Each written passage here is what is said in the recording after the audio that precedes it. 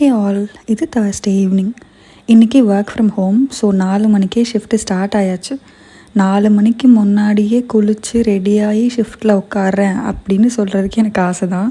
ஆனால் கண்டிப்பாக அதுக்கெல்லாம் வாய்ப்பே கிடையாது. ஏன்னா ஒரு 2-2:30 மணிக்கு தான் சாப்பிட்டு முடிச்சிருப்போம். ஸோ சாப்பிட்டுட்டு கொஞ்சம் நேரம் ரெஸ்ட் எடுக்கலாம்னு நினைக்கிறதுக்குள்ளே டக்குன்னு 4 ஆயிருமா. ஸோ ஒர்க்கில் உட்காந்துடுற மாதிரி தான் இருக்கும்.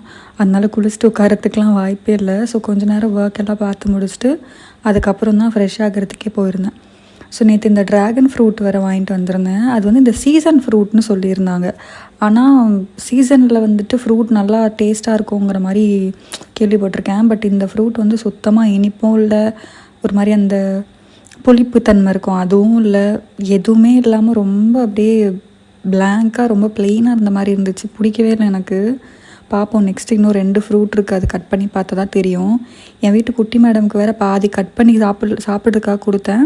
ஒரு வாய் கூட வைக்கவே இல்லை. சும்மா லைட்டாக டேஸ்ட் பார்த்துட்டு நல்லா இல்லைன்னு சொல்லிட்டு அப்படியே வச்சு விளையாடிட்டு தான் இருந்தேன். ஃபுல்லாக அதை குழச்சி ஒரு மாதிரி பண்ணி எனக்கு டபுள் வேலை வச்சுட்டாங்க. ஸோ அதெல்லாம் க்ளீன் பண்ணி முடிச்சுட்டு நைட்டு டின்னருக்கு வந்து சப்பாத்தியும் குருமாவும் பண்ணலாம் அப்படின்னு தான் பிளான் பண்ணியிருந்தேன். ஸோ சப்பாத்திக்கு தேவையான மாவெல்லாம் ரெடி பண்ணி வச்சுட்டு அதுக்கப்புறம் குருமா செய்கிறதுக்கு வந்திருந்தேன். அது கொஞ்சம் நேரம் மாவு ஊறட்டும் அப்படின்னு சொல்லிட்டு அதை ஊற விட்டாச்சு.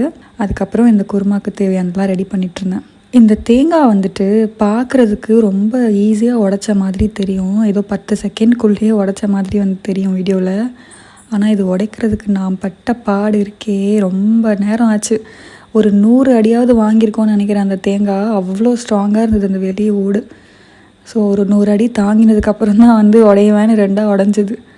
நல்ல வேலை 2ஆக உடஞ்சிதுன்னு சந்தோஷப்பட்டுக்கிட்டேன். ஏன்னா நான் அடித்த அடிக்கு நான் நினச்சேன் சுக்குநூறாக உடஞ்சி கையில் கிடைக்கும்னு. ஆனால் அவ்வளோ ஸ்ட்ராங் இது, 2 பக்கம் தான் உடஞ்சி. ஸோ ஒரு வழியாக குருமா செஞ்சு முடிச்சாச்சு, தேங்காய் அரைச்சி ஊற்றி. ஸோ செஞ்சு முடிச்சுட்டு அதுக்கப்புறம் ஒரு ஒர்க்கில் போய் உட்காந்துட்டு 10 மணிக்கு தான் சாப்பிடவே வந்திருந்தேன்.